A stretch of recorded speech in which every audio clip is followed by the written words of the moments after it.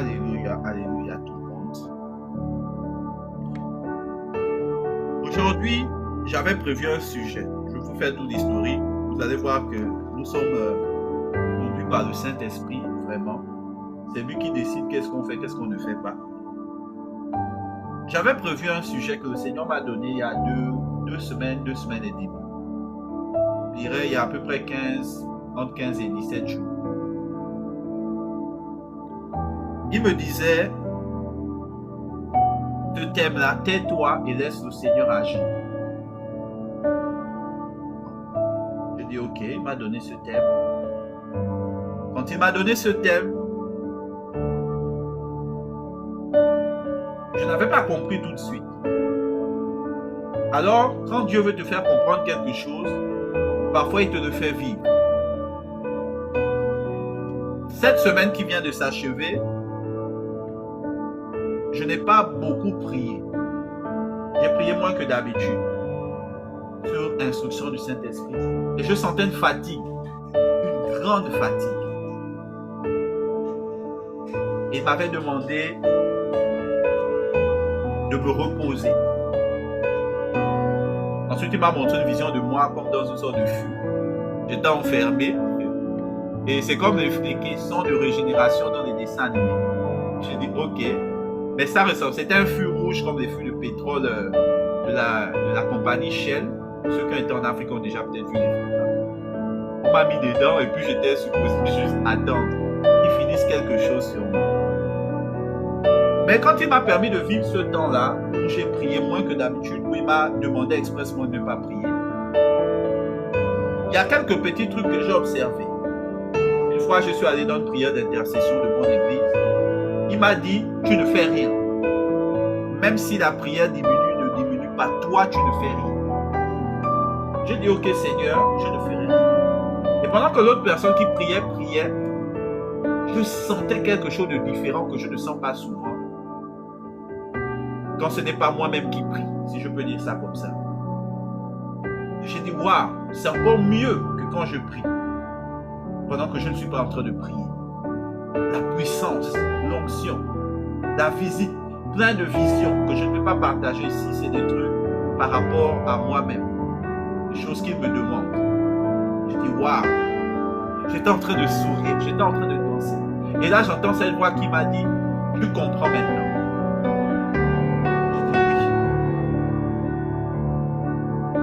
Le thème qui me donnait, tais-toi et laisse le Seigneur agir, c'était pour me dire que le monde a besoin de Dieu, pas de l'homme de Dieu. Le monde a besoin de Dieu et pas de l'homme de Dieu. Et quand on va dans la foi, Dieu nous dit, je suis l'auteur et le consommateur de la foi. L'homme n'est pas un auteur, Dieu est l'auteur et Dieu est le consommateur.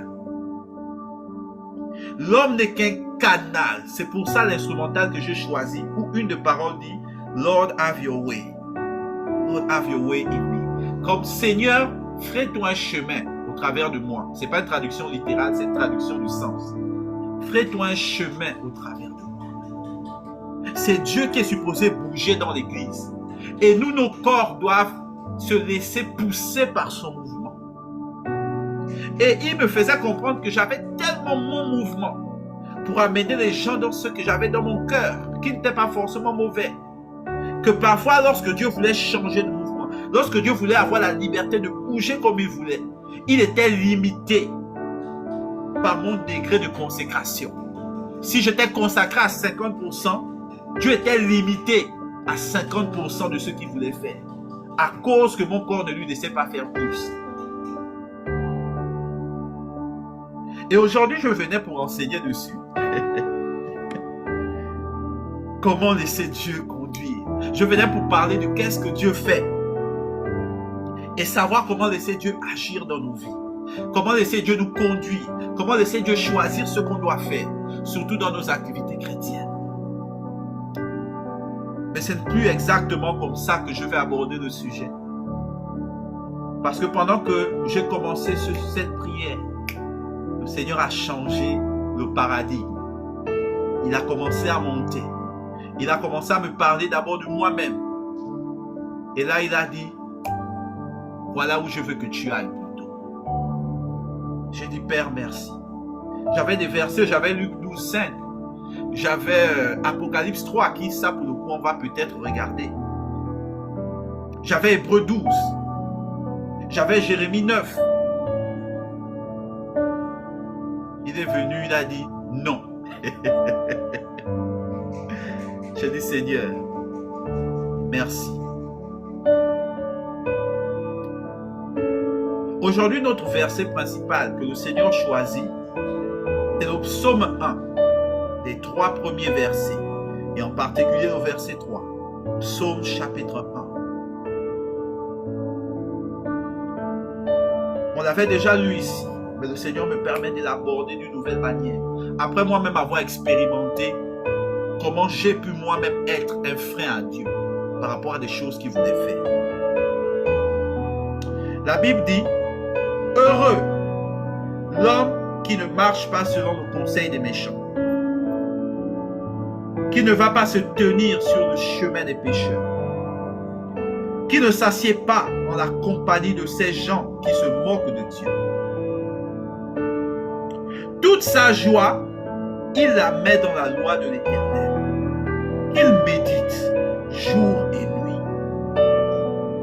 Il prospère comme un arbre implanté près d'un cours d'eau. Il donne toujours son fruit lorsqu'on revient la saison. Son feuillage est toujours vert. Tout ce qu'il fait réussit. Hosanna, au plus haut des cieux. Tout ce qu'il fait nous réussit.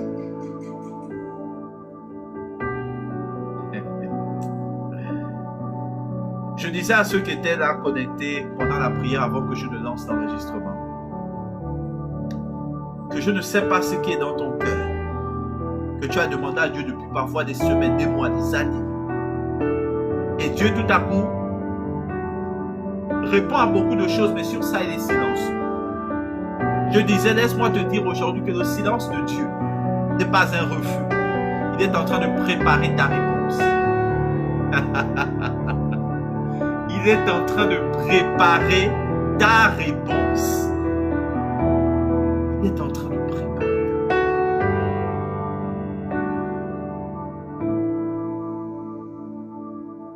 Souvent, toi et moi, on a l'impression que Dieu ne fait rien.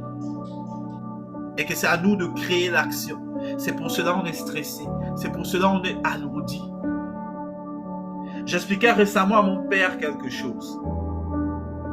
Je disais à mon père que depuis que je suis devenu chrétien, la chose qui a toujours été la plus dure pour moi, c'était de vaincre mon esprit rationnel. Jusqu'à aujourd'hui, je reste quelqu'un de rationnel. Mon métier, mes études me l'exigent. Je ne peux pas être quelqu'un d'irrationnel. Je dois être extrêmement rationnel. Mais je me suis dit que c'était pareil avec la Bible. Il y a une sorte de raisonnement. Il suffit que je saisisse ce raisonnement. Et ensuite, je serai capable de bien faire tout ce que Dieu veut. Oh mon ami, mon frère, ma soeur qui est connecté. Si je te dis ce que Dieu m'a fait subir. Il y a des combats que j'ai vécu avec des déchirures. Certains dont j'en ai parlé, d'autres je n'en ai pas parlé. Mais je suis le résultat de toutes ces déchirures que Dieu m'a fait subir. Ce n'est pas moi. Ce n'est pas moi qui ai trouvé un programme de prière qui m'a changé. Ce n'est pas moi qui ai trouvé un programme de jeûne. Ce n'est pas moi qui ai trouvé la bonne église, les bons frères. Tout ce que j'ai jusqu'à aujourd'hui, même là où j'habite, c'est Dieu. Tout ce que j'ai, je n'ai rien que je peux dire, ça c'est moi. Dieu a tout fait du début jusqu'à la fin. Et aujourd'hui, je veux te prêcher ce Dieu-là qui fait, qui agit, qui conduit, qui transforme, qui change. Et qui m'a demandé une seule chose. Reste avec moi. C'est la seule chose qu'il m'a demandé. Dieu ne m'a pas demandé, Même quand j'étais on va dire dans le péché, dans toutes sortes de pensées impures. Il ne m'a pas insisté sur arrête de faire ceci ou arrête. Dieu m'a dit reste avec moi. Laisse-moi te transformer. Dieu ne m'a pas dit change ceci. Dieu m'a dit présente-toi à l'heure de la prière. Moi je pensais que Dieu me disait prie à 5 heures. Non, Dieu m'a dit présente-toi à 5 heures pour que moi je vienne prier avec toi. Il y a une différence lorsqu'on voit les choses de la manière dont Dieu le voit. Et cette lumière qui est sur ma vie en ce moment, c'est celle que je veux te transmettre ce matin. De voir Dieu pour ce qu'il est. De voir Dieu qui est à côté de toi.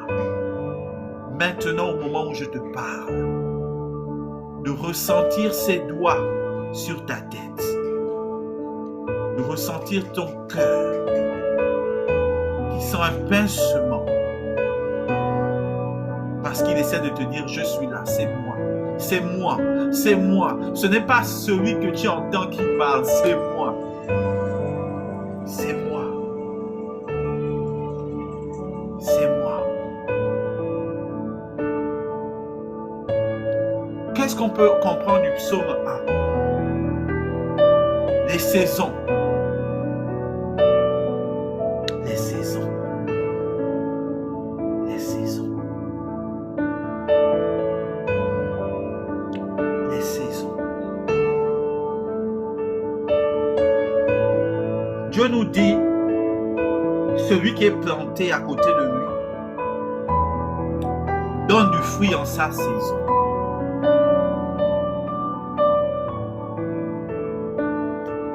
Bien-aimé, parfois tu penses que tu as échoué, mais tu essaies d'avoir des pommes quand c'est la saison des oranges. D'avoir des oranges quand c'est la saison des mangues. D'avoir des mangues quand c'est la saison de la canne à sucre. D'avoir la canne à sucre quand c'est la saison du maïs. Un déphasage, un désordre, comme prêchait le pasteur de mon église récemment. Un désordre. C'est quelque chose aussi que le Seigneur m'a beaucoup expliqué. La paix intérieure.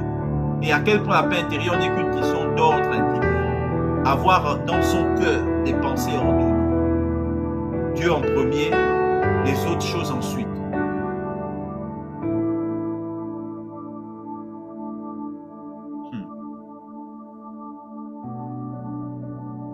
Dieu a des fruits pour chaque saison. Dieu a des fruits pour chaque saison.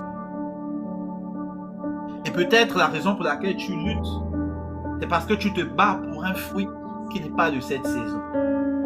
Et la raison pour laquelle tu te bats pour un fruit qui n'est pas de cette saison, c'est parce que dès le commencement, tu n'as pas encore appris à savoir quelles sont les saisons et quels sont les fruits attachés à ces saisons.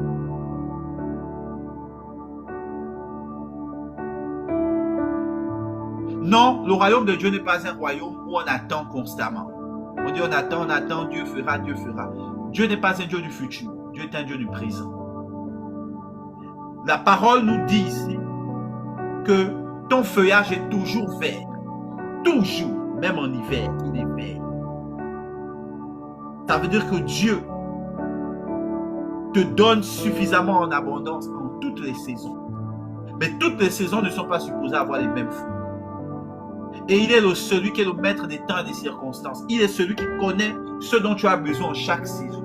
S'il dit que ce n'est pas ta saison de mariage et que tu luttes, tu seras frustré.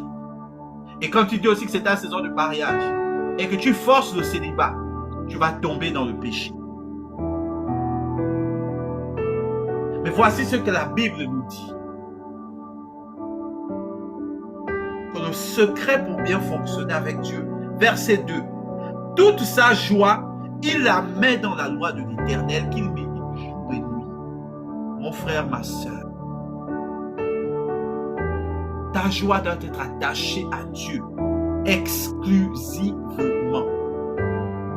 Je sais, ce n'est pas facile, mais c'est la vérité. Est-ce que ta joie est attachée à Dieu? Si tu veux savoir pourquoi parfois tu baisses, parfois tu montes, parfois tu es triste, parfois tu es comme ceci, regarde pose-toi la question. Ta joie est attachée à qui? Qu'est-ce qui te rend joyeux ou joyeuse? La Bible dit, là où est ton trésor, là aussi sera ton cœur. Si tu es attaché à Dieu, si ta joie est attachée à Dieu, c'est-à-dire que si la chose qui fait que pour toi tu as l'impression que tu as été quelqu'un d'accompli, tu as bien fait et tu es heureux, est relative au Seigneur du ciel, alors même quand les choses de ta vie, entre guillemets, ne marcheront pas, tu seras toujours heureux. Quand elles marcheront, heureux. Quand elles iront à gauche, heureux, à droite, heureux ou heureuse. Mais si ton trésor n'est pas ta relation avec Dieu, que c'est autre chose, tu vivras la stabilité de cette autre chose. Dieu est stable, Dieu ne change pas. Ça veut dire que si ta joie est attachée à lui, tu es joyeux tous les jours. Si ta joie est attachée à autre chose, ta joie est aussi éphémère que la chose à laquelle elle est attachée. Ça peut être n'importe qui, ça peut être au travail, ça peut être ton mari, ça peut être ta fille, ça peut être ton fils. Si ta joie est attachée à un être humain, à quelque chose d'autre qui n'est pas Dieu, ta joie ne pourra pas être constante. Je veux encore aller plus loin. Ton service à Dieu, pour ceux qui servent Dieu ici, il est attaché à qui? Comment d'abord tu sais quel est le service à rendre? Qui te l'a dit? Dieu ou un homme? Si tu crois que c'est Dieu qui t'a parlé au travers d'un homme, comment as-tu servi? Et si tu crois que Dieu ne peut pas parler au travers d'un homme, comment servirais-tu? Je suis en train de dire ici, quelle est ta relation avec Dieu qui permet à Dieu d'agir? Ce n'est pas une question de toi qui agit, c'est une question de Dieu qui agit dans un corps que tu lui as abandonné. Ce qui veut dire que si ta relation n'est pas avec Dieu,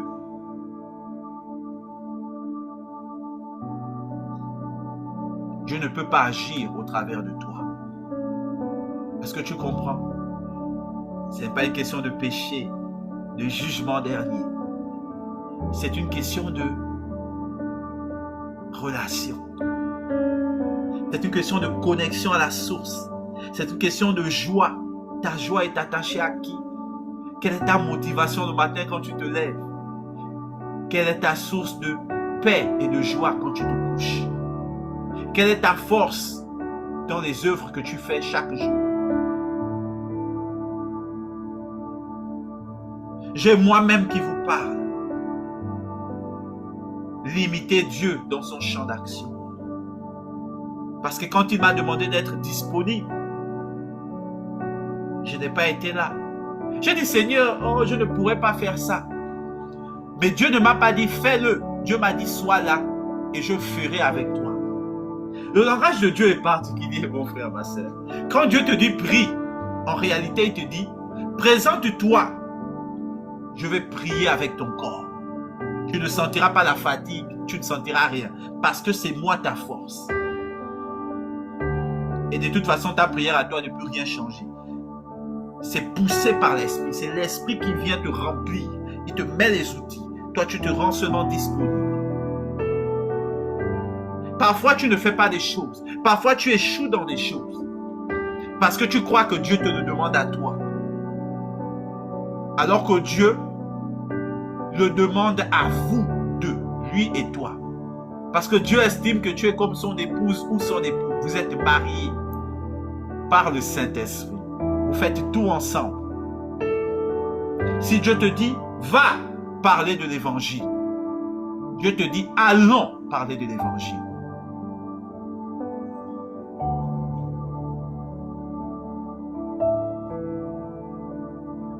Jésus disait, celui qui m'a vu, a vu le Père.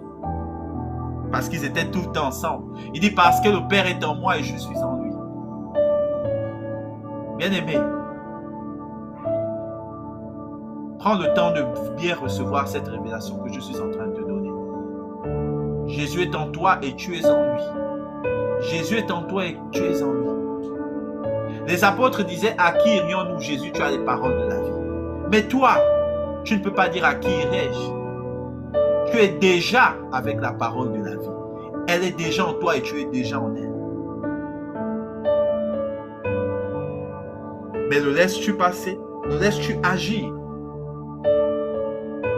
Laisses-tu cette parole te transformer selon, je pense, Romains 12, verset 2? Laisses-tu Dieu te changer? Laisses-tu Dieu de temps en temps te démoraliser afin de changer ta manière de concevoir la morale de ce qui est juste et ce qui n'est pas juste? Laisses-tu Dieu changer ta manière d'être, de penser? Laisses-tu Dieu te faire à son image? Je vais te dire quelque chose qui va te choquer. Mais si tu laisses Dieu agir en toi, Dieu te laissera agir en lui. C'est un mariage, les amis. Si tu laisses Dieu agir en toi, Dieu te laissera agir en lui. C'est ce qu'on appelle le don de miracle. Quelqu'un qui dit, maintenant, reçois telle chose. Tu sors, la chose apparaît. C'est quelqu'un qui a laissé Dieu agir en lui. Quand Jésus a laissé le Père faire tout ce qu'il voulait avec lui, Jésus n'avait plus qu'à dire aux gens, lève-toi et marche.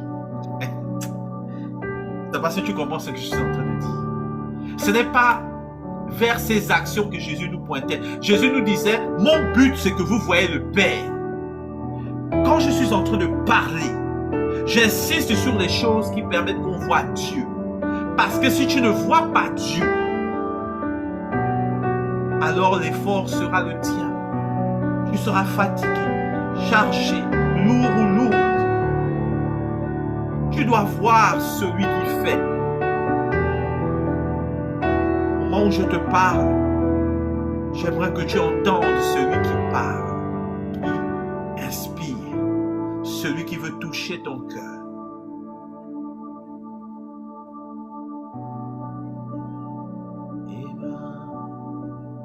Emmanuel est là.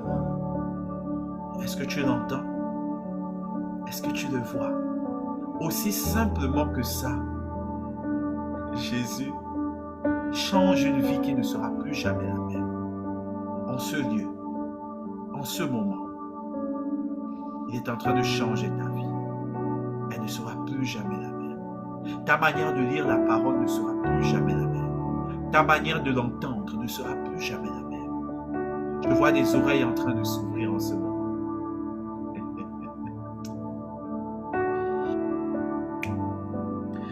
La personne à qui le Seigneur est en train d'ouvrir les oreilles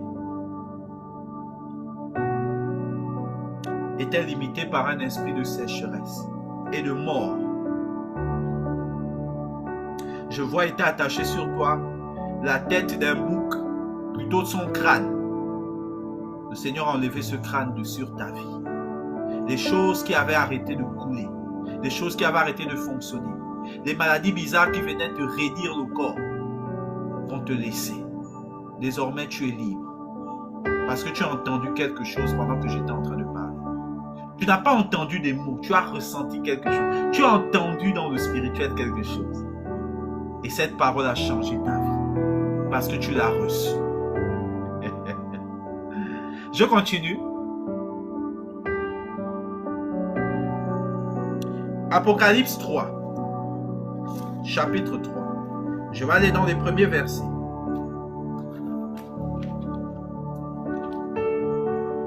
On reviendra bien sûr toujours à Psaume 1, qui est le seul verset principal, selon la volonté de notre cher ami le Saint-Esprit.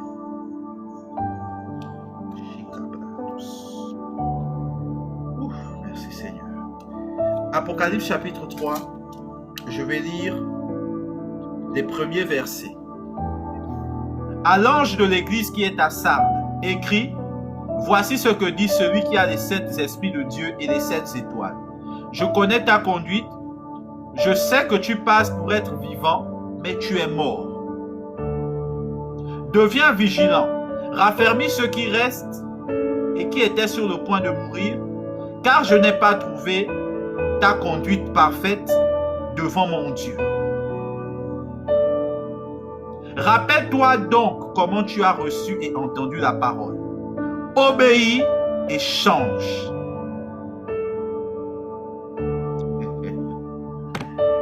Le Seigneur dit, tu passes pour être vivant, mais tu es mort. On n'est pas en train de parler des péchés ici quand Jésus parle de conduite. Je suis allé dans des lieux, plusieurs lieux. Gloire soit rendue à Dieu parce que c'est lui qui donne les dons. Certains d'entre vous ici, donc, vous êtes nombreuses d'ailleurs. Vous savez ressentir l'atmosphère. J'arrive dans des lieux, des gens sont en train de prier. Et je ne ressens rien. Je n'ai pas. Mais comment ils prient? Dieu ne me dit pas qu'ils sont menteurs. Je ne sens pas de mensonge avec la grâce qu'il m'a faite. Mais c'est vide. La réponse était aussi simple que cela. Une sœur a dit ça à une autre sœur que je connais dans une discussion. Est-ce que quand tu pries, tu sens Dieu? Est-ce que tu regardes Dieu? Qui est-ce que tu regardes quand tu pries? La sœur a demandé ça à une autre sœur. Elle va se reconnaître ici. En gros, les personnes prient sans regarder Dieu. Elles prient par habitude. Elles prient par conformisme. Elles prient par obéissance entre guillemets. Obéissance à la tradition. Galates chapitre 5 qu'on avait lu ensemble ici. Mais quand elles prient, elles ne se posent pas la question, qu'est-ce que Dieu veut? Elles se disent qu'à force de prière, ça va faire quelque chose et puis Dieu va dire quelque chose. Elles ne regardent pas, c'est le temps de quoi? Nous sommes dans quelle saison? Quel est le fruit que nous devrions porter? Quand elle prie en gros, elle ne parle pas à Dieu. Elle se parle à elle-même, elle parle à l'atmosphère, elle parle à quelque chose. Mais elle ne parle pas à Dieu parce qu'elle ne croit même pas que Dieu pourrait leur répondre et que Dieu les écouterait si elle parlait simplement comme je suis en train de vous parler. C'est ça être mort. La Bible dit, ce qui est fait sans foi est une œuvre morte. La foi, c'est la confiance que Jésus est mort pour nous et que par sa résurrection, nous sommes aussi attachés à Dieu en disant seulement que nous acceptons comme Jésus comme Seigneur et Sauveur. C'est ça notre foi. Qu'est-ce que ça veut dire? Être attaché à Dieu, ça veut dire que nous sommes à la droite de Dieu le Père, exerçant avec lui son autorité sur la terre. Ça veut dire que nous sommes fils et filles. Ça veut dire que je peux dire à Dieu, Papa, aujourd'hui là je ne suis pas d'accord ce que tu as fait. Parce que je parle à mon Père. Il est Dieu, il est tout puissant. D'un claquement de doigts, il peut tout détruire.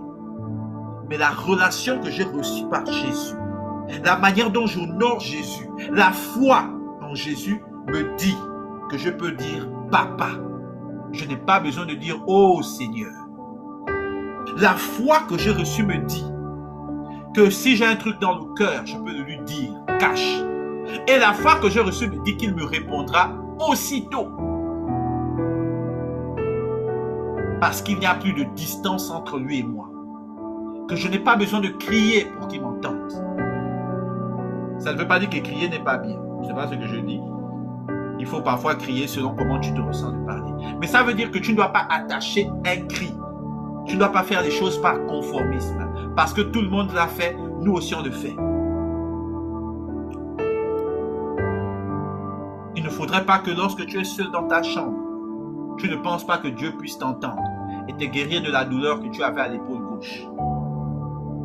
Il ne faut pas que tu crois que lorsque tu es seul dans ta chambre, Dieu ne puisse pas t'écouter et enlever cette raideur que tu sens aux deux chevilles et que tu ne sais pas d'où elle vient.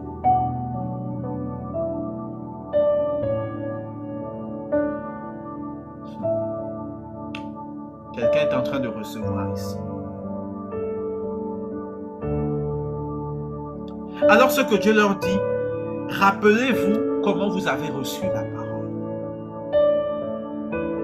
Rappelez-vous comment vous avez reçu la parole. Est-ce que lorsque tu as reçu la parole, Jésus t'a dit, quand tu as lu Jean 3,16,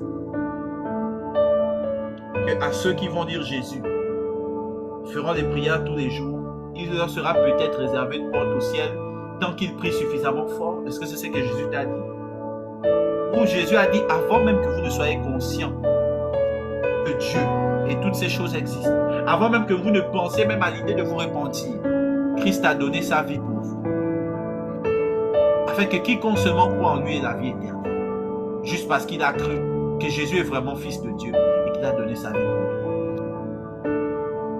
Est-ce qu'il a dit que quand bien même tu serais mort, si tu crois en moi, tu recevrais la vie?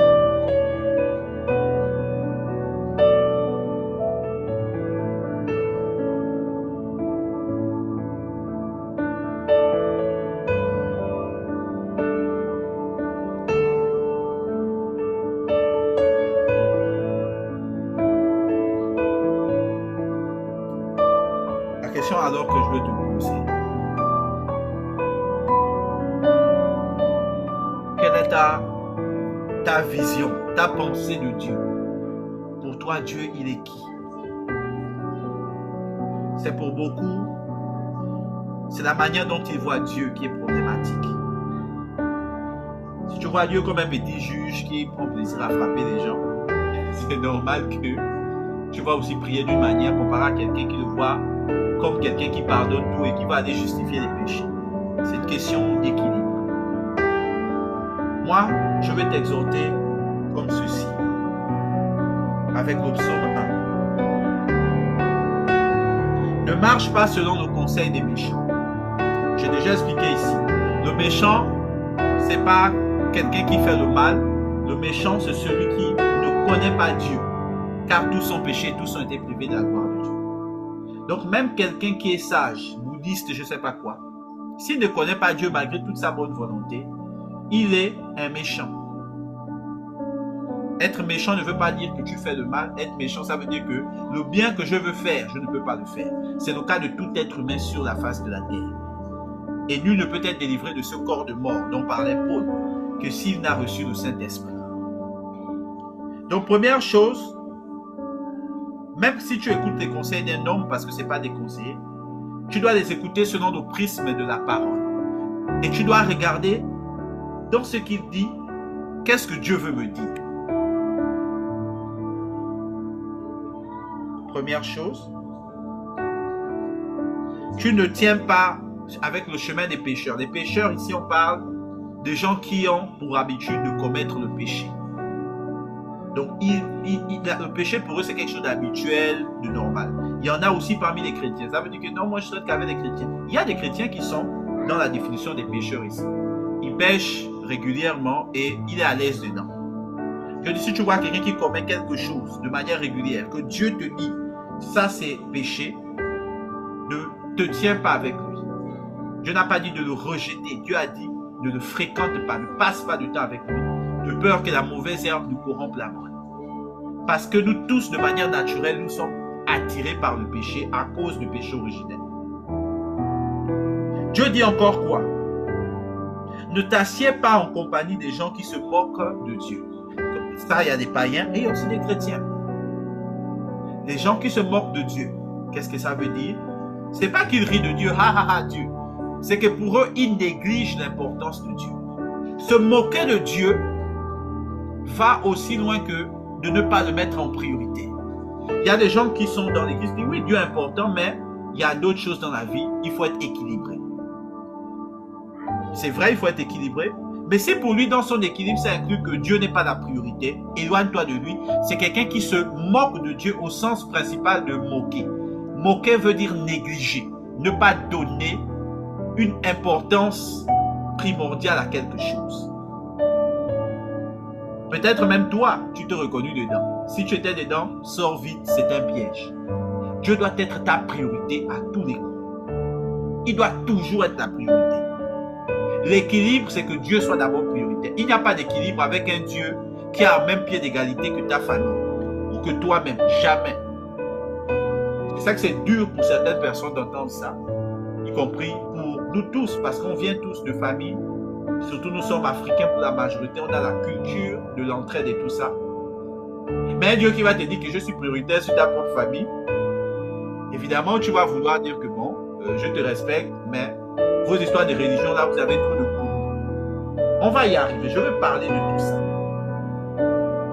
On va bien faire des différences pour qu'on ne s'embrouille pas. Quand je dis Dieu en priorité, je n'ai pas dit l'Église en priorité, je n'ai pas dit l'homme de Dieu en priorité, j'ai dit Dieu. Et c'est au travers de Dieu qu'on saura comment le mettre en priorité, justement. Comme ça, vous n'avez pas dit que c'est moi qui suis venu mettre dans vos pensées des pensées bizarres. Non, je dis ce que la parole dit. Et ensuite, qu'est-ce qu'il faut faire? Ça, moi je vous le dis par exemple, c'est un des secrets de ma capacité de garder mes pensées fixées sur Dieu en toutes circonstances, même dans les temps les plus difficiles que j'ai vécu, dans les petits problèmes que j'ai eu à avoir de temps en temps. Ce secret, je l'ai atteint par la grâce de Dieu seul, comme je vous le dis, et que Dieu m'en soit témoin, les anges et tout le monde qui entend. Je n'ai rien que je peux dire aujourd'hui que ce n'est pas Dieu qui m'a donné. C'est pas que je dis ça parce que la Bible dit Dieu a tout donné. Je peux te dire exactement à quel moment j'ai reçu ça. Voici comment Dieu s'y est pris. Et voici ce que moi je croyais en tel pays. Je ne parle pas de quelque chose qu'on m'a dit. Je ne me confonds pas parce qu'on a dit. Je dis ce que j'ai vécu. C'est un témoignage. Tout ce que j'ai aujourd'hui, physiquement, spirituellement, je peux te dire comment Dieu me l'a donné. Et comment moi-même, si je m'étais basé sur ma propre manière de fonctionner, j'aurais échoué. Même dans les choses dans lesquelles j'étais naturel. Le secret, c'est le verset 2. Ta joie, écoute encore, ta joie. Il y a un verset qui dit que le royaume de Dieu, c'est aussi la joie par le Saint-Esprit. Arrêtez de croire en tant que chrétien que la joie est une option pour un chrétien. Un chrétien doit être joyeux. Sinon, tu vas donner quoi à celui qui ne connaît pas Jésus? Une sœur me disait aujourd'hui que posez-vous la question si Dieu n'existait pas et tout ça, est-ce que vous auriez envie d'aller dans l'église que vous fréquentez? Et je vous poserai la question ici comme ça. Toi, quand tu pars parler à un païen, si toi-même tu n'es pas en joie, pourquoi il aura envie de rencontrer ton Jésus? Je ne dis pas que tu n'as pas de problème, je ne dis pas que tu n'as pas le droit de pleurer de temps en temps. Mais je dis que la joie dont je parle là est la joie parfaite. Ce n'est pas une joie seulement émotionnelle, elle est au-delà, elle est spirituelle. Elle te fait rayonner même dans les temps difficiles. Les gens pensent que tu as l'argent alors que tu n'as rien. Cette joie-là, elle est obligatoire. J'insiste dessus. Cette joie est obligatoire. Si tu ne l'as pas, prie tous les jours pour l'avoir. Demandez-vous pourquoi dans le psaume 1, on ne dit pas ta foi, ta fidélité. On dit la joie. Pourquoi Dieu insiste sur la joie? Pourquoi lorsqu'il dit je publierai une année de grâce, il parle encore de la joie? Pourquoi Jésus dit je vous donne ma joie parfaite? La joie n'est pas une option. C'est pour cela que vous allez me voir des choses qui me touchent. Ce n'est pas des choses qui touchent les gens. Quand je vois un chrétien qui n'est pas en joie et en paix, ça me dérange. Parce que je sais que le Père que je suis, même dans mes temps bizarres, me permet de garder la joie. Lui-même est un Dieu de joie. Dieu n'est pas un Dieu de mélancolie. Dieu est un Dieu de joie. Il est joyeux, il est comblé. Même dans sa tristesse, quand il pleure pour des gens qui souffrent, il a en lui toujours ce dépôt de joie qu'il a envie de transmettre. Et Dieu dit non seulement tu dois être en joie, mais ta joie là doit être attachée. À quoi? À la loi de Dieu. La Bible que je tiens devant moi, c'est quelque chose que je dois découvrir. Vous m'entendrez parler, vous allez vous dire, bon, lui il connaît la Bible, c'est faux. Je n'ai même pas fini de la lire. Je n'ai jamais fini de lire la Bible en entier. Juste pour vous donner un exemple, pour vous dire qu'il y a encore beaucoup à découvrir, en tout cas pour moi. Et pour toi qui as fini, ça ne veut pas dire que tu ne dois pas relire. La Bible est une clé. La Bible n'est pas la parole. Je vais expliquer, comme je l'ai déjà dit à certains ici. La Bible est la clé vers la parole. La parole, c'est Jésus lui-même. La parole, c'est la révélation cachée derrière les Écritures. La parole, c'est la puissance attachée aux Écritures. Attention, la parole n'est pas un discours, c'est une puissance révélatrice et agissante. C'est pour ça que Jésus disait, mes paroles sont d'esprit et vie. C'est un esprit qui va marcher avec toi et qui va rendre vivant des choses que tu auras déclarées.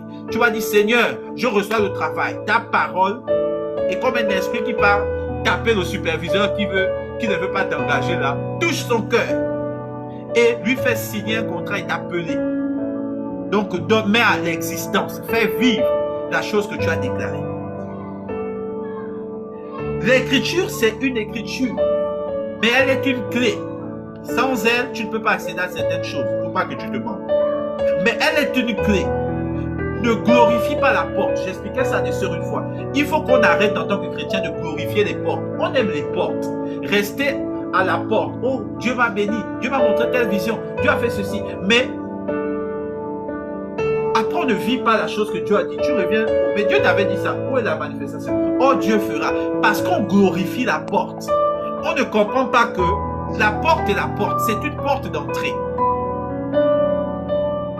La foi en Jésus dont on parle quand tu confesses Jésus est une porte d'entrée. Tu n'es pas supposé rester au niveau où tu as accepté Jésus. Tu es supposé maintenant aller au niveau où Dieu te transforme et toi aussi tu agis. Tu laisses Dieu agir dans ta vie et Dieu te laisse agir dans la dimension spirituelle par la foi. C'est là où on parle d'onction, de miracle et de don. Tu n'es pas supposé rester au niveau où tu regardes Jésus de loin. Oh, j'ai accepté Jésus, je suis sauvé. Tu n'es pas rentré seulement pour être sauvé. Dieu a fait de toi un esprit vivifiant. Et une des choses qui est importante, primordiale, pour garder ce feu-là, qui te permet d'agir comme enfant de Dieu, à l'image que Jésus agissait sur terre, c'est la joie. Et ta joie ne doit pas être n'importe quelle joie, elle doit être parfaite et attachée à la loi de Dieu. Il faut que chaque fois que tu regardes tes écritures, tu dis Seigneur merci. Je ne serai plus jamais dans la confusion. Parce que j'ai ta parole à disposition. C'est-à-dire j'ai la clé de la parole qui est l'écriture, la Bible. Et j'ai l'esprit qui me permet de naviguer à l'intérieur. C'est l'esprit, c'est pour ça qu'on dit que c'est l'esprit qui vous convainc du péché. L'esprit vous enseignera toutes choses. L'esprit vous rappellera blablabla. Trouve ta joie dans cette chose-là. David n'avait pas connu le Saint-Esprit. Mais David avait la joie attachée à Dieu. Quand ta joie est attachée à Dieu, peu importe ce qui se passe dans le monde, dans ta vie personnelle, cette joie-là reste. Tu as la force de toujours faire des choses pour Dieu. Faire des choses pour ton prochain. Malgré tout ce qui se passe. Si tu ne l'as pas, cette joie, si tu ne comprends même pas ce que j'essaie d'expliquer, demande-la à Dieu aujourd'hui. Ne finis pas ce temps d'enseignement d'aujourd'hui sans avoir reçu de Dieu la joie parfaite qui surpasse l'intelligence et qui est attachée à lui. Cette joie qui te pousse à méditer la parole jour et nuit. Tu veux tellement savoir de Dieu. Tu dis aujourd'hui, qu'est-ce que je veux encore apprendre de Dieu aujourd'hui? Tu es amoureux, tu es amoureuse. Cet amour-là s'entretient. Plus tu lis, plus tu as envie de lire. Plus tu développes ta relation avec Dieu. C'est comme une mayonnaise. Ça monte, ça monte, ça monte, ça monte, ça monte. Et à un moment, tu te retrouves comme moi, piégé. Tu ne sais pas exactement à quel moment, mais tu n'arrives pas à imaginer ta vie sans Dieu. Parfois, Dieu te donne des choses que tout le monde désirait avoir. Mais tu es triste. Parce que dans ton cœur, tu sens le cœur de Dieu triste par rapport à un frère ou une sœur qui est dans une situation bizarre. Ta joie est attachée à Dieu. Et tant que le frère ou la sœur là n'a pas sa situation réglée et que tu n'as pas vu Dieu être heureux en disant que oui, là c'est bon, tu n'es pas heureux. Et tout le monde dit, mais tu as pourtant ceci, pourquoi tu es triste? Toi-même, je ne sais pas pourquoi. Quelque chose en moi. Aujourd'hui, je sais pourquoi, mais avant, je ne savais pas. Quelque chose en moi ne trouve pas de quoi se réjouir. Parce que ta joie n'est plus attachée à ta vie matérielle. Elle est importante. Elle a son rôle. Elle est très importante d'ailleurs. Moi-même, je m'attache. J'aime beaucoup mes choses matérielles. Je ne vais pas vous mentir. Mais, ma joie profonde, elle est attachée à Dieu. Et comme je le dis encore, ça fait partie des choses que Dieu va te donner. Ne te dis pas, ah, le frère, parce qu'il... Non. On me l'a donné. Comme on va te le donner aussi si tu ne l'as pas. Je me souviens à un anniversaire il y a 1 ou 2 ans, les gens m'ont donné plein de cadeaux. La chose qui m'a fait le plus plaisir, c'est quelqu'un qui m'a témoigné, le témoignage de quelqu'un qui a donné sa vie à Dieu. J'étais tellement touché. Et ce jour-là, je me suis arrêté. J'ai dit, mais attends, qu'est-ce qui m'arrive? Pourquoi je suis heureux de ça? Comme si c'était moi. C'est quelqu'un qui s'est converti quelque part. Pourquoi moi, ça me rend heureux? Mais une joie, j'étais heureux. Là, ça voudrait dire, comme moi, j'ai regardé, j'ai dit, là, c'est fini, c'est trop tard. Là, c'est Dieu m'a déjà envoûté, il m'a mis dans une bouteille. Là, je ne peux plus sortir. C'est terminé. Là, ma vie est finie. Au sens humain, je ne pourrai plus jamais repartir de l'autre côté. Même si j'essaie d'imaginer, ok, dans quelles circonstances je pourrais retourner dans le péché et vivre ma propre vie. Je ne trouve pas. Là où je suis arrivé, je ne peux pas sortir. Il y a une relation particulière. C'est cela que je nous souhaite. C'est cela que je nous souhaite. C'est cela que je nous souhaite. Donc, dans le psaume 1, ensuite, après avoir médité jour et nuit et attaché sa joie à la parole de Dieu, donc, ce que Dieu nous dit, on dit, tu vas prospérer comme un arbre implanté près d'un cours d'eau. Tu donneras du fruit en ta saison. Ton feuillage sera toujours vert. Qu'est-ce qu'il y a à comprendre ici? Les saisons.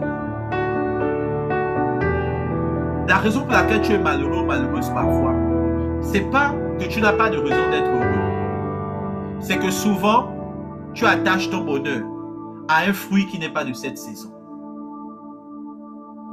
J'expliquais une fois à une sœur en disant que à partir de tel moment, tu vas commencer à compter chaque journée quelles sont les choses qui t'ont fait sourire. Vous savez, parfois on va dire que dans ma vie, rien ne marche. Vous avez déjà beaucoup entendu parler de cette phrase, rien ne marche. Est-ce que vous êtes sûr réellement que rien ne marche? Genre rien. Vous allez vous rendre compte que non. Si quelqu'un rien ne marche, il y a deux options pour que quelqu'un réellement rien ne marche au point qu'il soit brisé. Souvent, il sera soit dépressif, parce que la dépression, c'est une vraie maladie, hein, donc il ne faut pas rire avec ça. Soit la personne va sûrement vouloir se suicider. Et même là, parfois, des gens se suicident. Ce n'est pas que rien ne marche. Il y a des choses qui marchent, juste qu'ils ne le voient pas.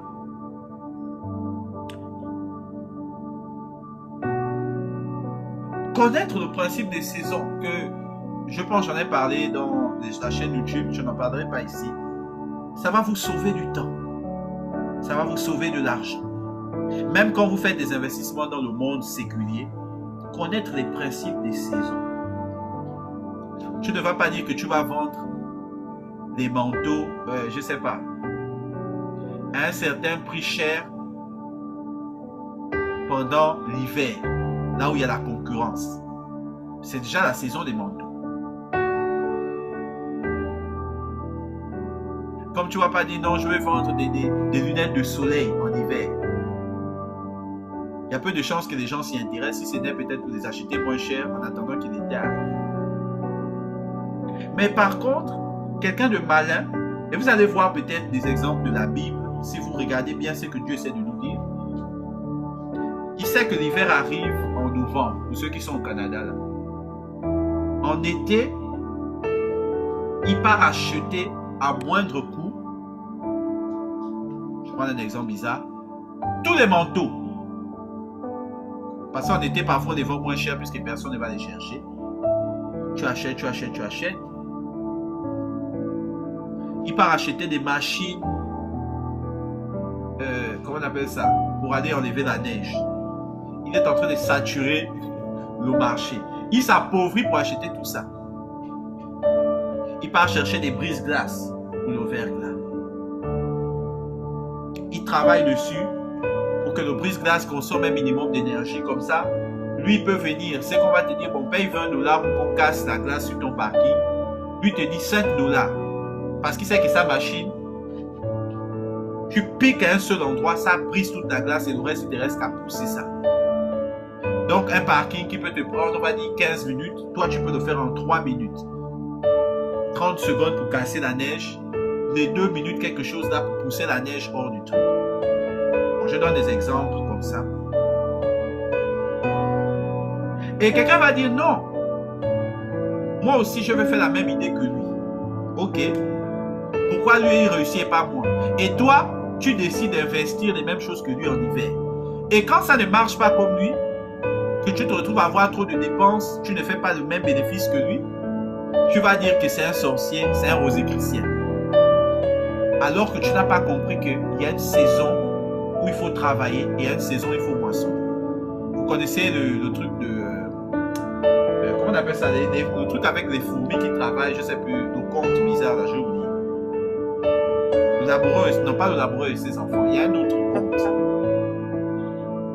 Voilà, la cigale et la fourmi. Merci pour ceux et celles qui ont répondu. Vous voyez la fourmi travailler quand? Pendant l'été. Là où tout le monde se repose. Beaucoup de chrétiens sont en offset sur les saisons. Ils sont en décalage. Décalage avec les saisons divines. Moi, récemment, c'était ma saison de repos pour écouter, apprendre, pour vous servir ce que je vous sers là. Alors vous allez vous dire que lui au moins il sait écouter les saisons. C'est faux. J'ai voulu bouder. Dieu m'a coincé. J'ai senti physiquement la fatigue. Et j'ai senti spirituellement un vide dans l'esprit. Comme pour me dire que même si tu pries là, tu vas prier avec ta force. Chaque chose en sa saison. Quel est encore le problème? C'est parce que nous n'avons pas appris à faire confiance à Dieu. Nous n'avons pas appris à découvrir Dieu. C'est pour ça que je vous invite encore. Prenez le temps de lire la parole. On va souvent faire aussi des partages ici. Prenez le temps de la méditer, de questionner. Qu'est-ce que Dieu veut nous dire? La Bible ne raconte pas tout ce que Dieu a fait. Si jamais vous posez la question, la Bible raconte une portion.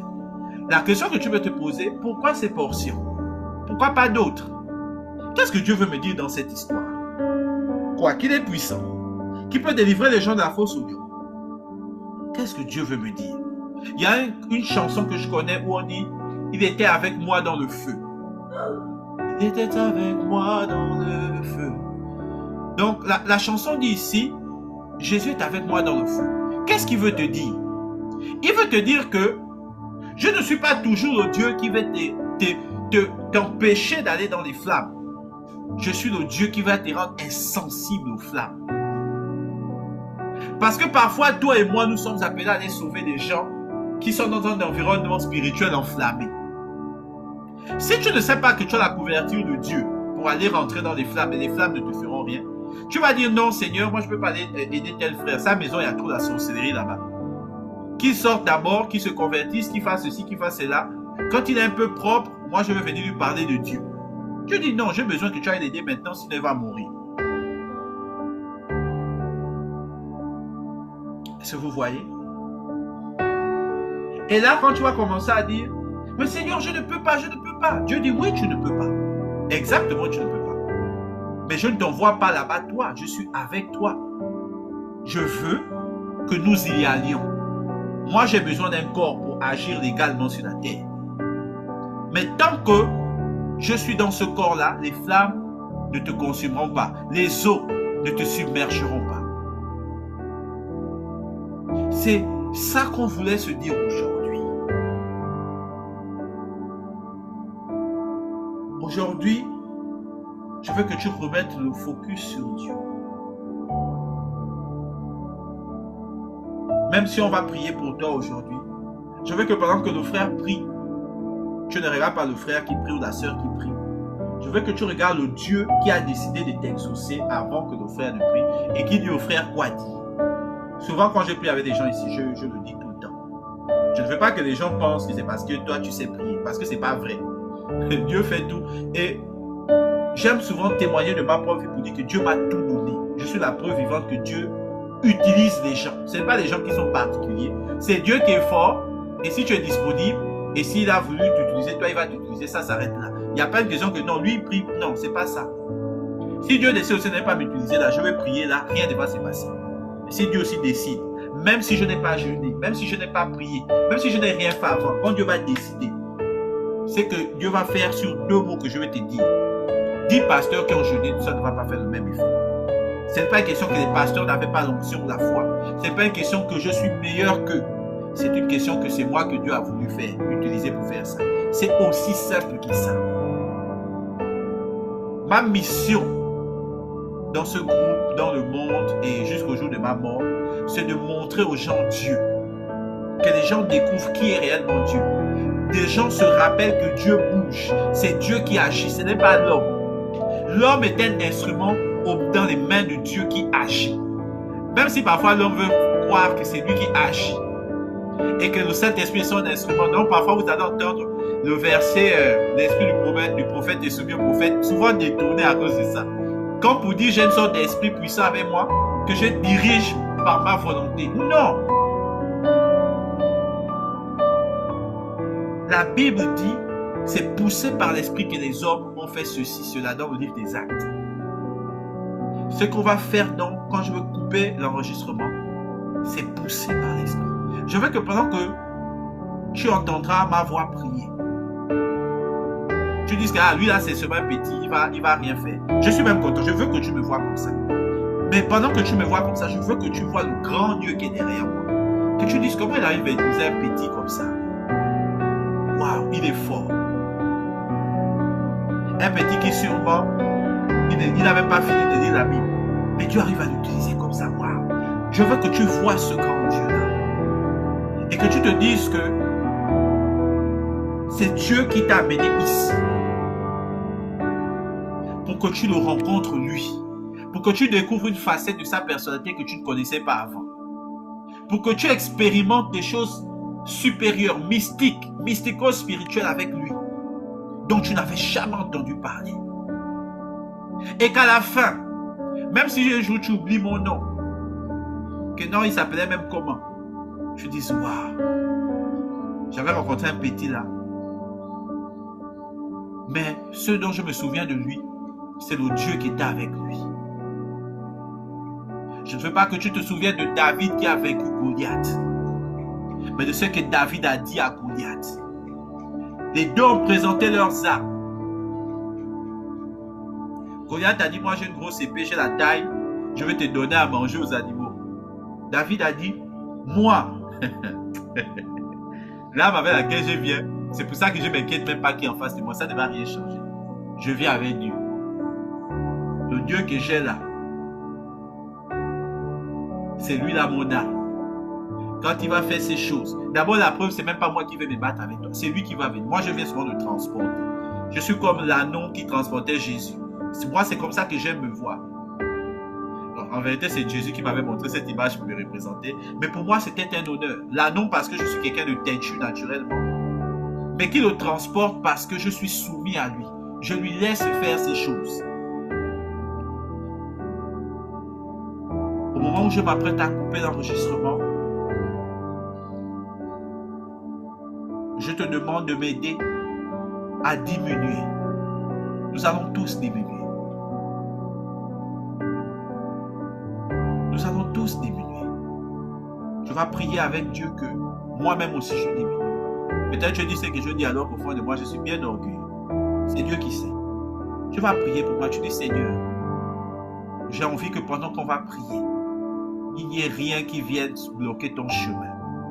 Si dans le cœur du frère il y a l'orgueil, un péché, quelque chose qui est un obstacle, écrase ça en lui, Papa Yahweh. Écrase ça.